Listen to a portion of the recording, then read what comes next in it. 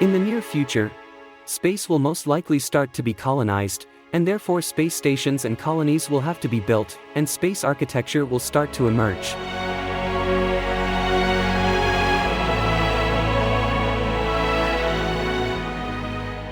Hello everyone. Welcome to another video on our channel. Today we explore the latest concepts for space stations, lunar and Martian colonies, and what habitation in space might look like. Get ready for an immersive journey into the future of space living and discover what life beyond our planet could look like. We start with an overview of current space architecture and stations. Let's do it. Now we'll take a look at current space architecture and some existing space stations. The International Space Station, or ISS, is the largest and most famous space station, launched in 1998. It is a joint project of 5 space agencies, including NASA, Roscosmos, and ESA. Lunar Gateway is a planned space station that is intended to serve as a base for future lunar exploration. It is an international collaboration between NASA, ESA, JAXA, and other space agencies. Building space stations requires cutting-edge technology and materials that must withstand extreme conditions such as vacuum, radiation, and temperature fluctuations. Metal alloys, composite materials, and special polymers are often used in space station construction. These materials are lightweight, durable, and able to withstand the harsh conditions of space. Most space stations get their power from solar panels that are strung around the station. These panels are capable of converting solar energy into the electricity needed to run the systems on board the station. As technology advances, future space stations are expected to be even more advanced and better suited to life in space. We will now focus on future space stations and some innovative concepts that are planned or proposed. One concept is rotating space stations that would create artificial gravity by centrifugal force. This idea was first introduced by scientist Gerard K. O'Neill and could improve the long-term stay of humans in space. Another interesting concept is inflatable modules that would allow space stations to expand quickly and easily. These modules would be lightweight, easily transportable, and could provide more living space. Future space stations could use more advanced power sources, such as advanced solar panels with higher efficiency or even nuclear propulsion, which would provide a stable and long-term power source. Artificial gravity could be key in future space stations as it would help address health problems associated with prolonged exposure to microgravity, such as bone and muscle loss.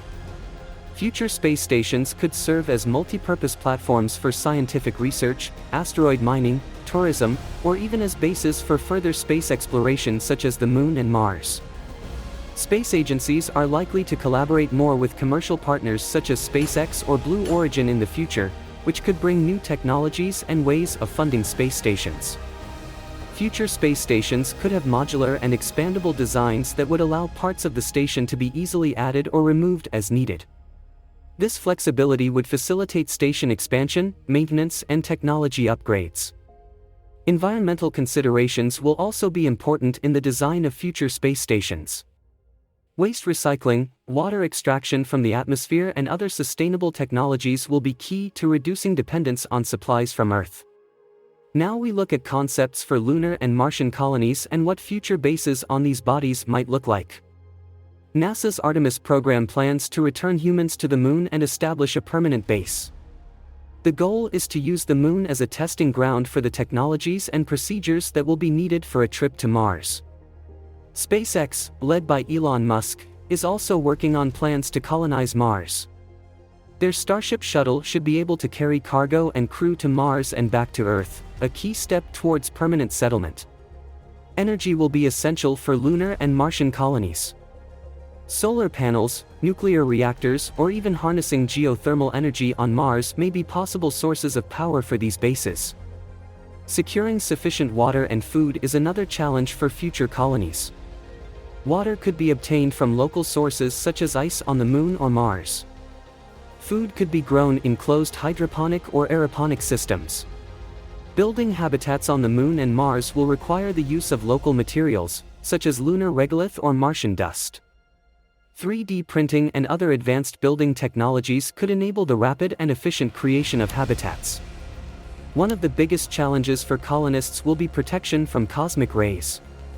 Buildings and dwellings could be designed to minimize radiation exposure, for example by incorporating thick protective layers or building below the surface. The low gravity on the Moon and Mars presents health challenges for settlers. Colonies could include exercise facilities and other methods to maintain the physical health of settlers. Lunar and Martian dust can cause problems with electronics and other systems. Future colonies will need to address maintenance and cleanliness issues to ensure the long-term functioning of the bases. Modular buildings could be the key to the success of space colonies.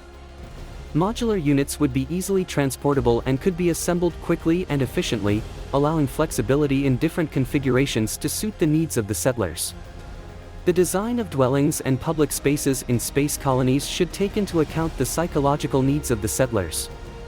It will be important to provide sufficient privacy, natural light, and green spaces to help maintain the mental health of the settlers. To make efficient use of space, multifunctional spaces could be designed to serve multiple purposes, such as common rooms that could be converted into workspaces or exercise facilities as needed. Agriculture will be essential for sustainable life in space. Hydroponic or aeroponic systems could be used to grow food with minimal water and soil. Experiments on the ISS have shown that growing plants in microgravity is possible. Waste recycling will be an important aspect of sustainable life in space colonies. Systems to process organic waste into compost or biogas, as well as water and air recycling, will be essential to reduce dependence on Earth's supply. Creating favorable living conditions in space colonies will also involve maintaining optimum temperature, humidity, and air quality. It will also be important to provide appropriate health care and preventative measures, such as vaccines and medicines, which may be needed to address potential health problems. Social interaction and entertainment will be important to maintain morale and social health in space colonies. Planning communal activities such as sporting events, cultural events, and leisure activities could help create a strong sense of community among the settlers. Education and training will be key to successful life in space colonies. Creating educational programs and training centers for children and adults would ensure that colonists have the skills and knowledge needed to work and live in these extreme conditions. As the colonists will face unfamiliar challenges, it will be important to develop a culture of adaptability and innovation. This could include continuous improvement of technologies, materials, and practices, as well as open communication and collaboration among settlers. Terraforming is the process of changing the surface and atmosphere of another body in space, such as Mars, to make it more Earth-like and allow for permanent human life. Terraforming could create the conditions for larger space colonies and reduce dependence on closed systems for life. It could facilitate access to local resources such as water and enable more traditional farming methods. Terraformation raises a number of ethical issues, such as responsibility for changes in the ecosystems of other planets and the potential impact on as yet undiscovered extraterrestrial life. It will be important to have discussions and consider the implications of our activities in space.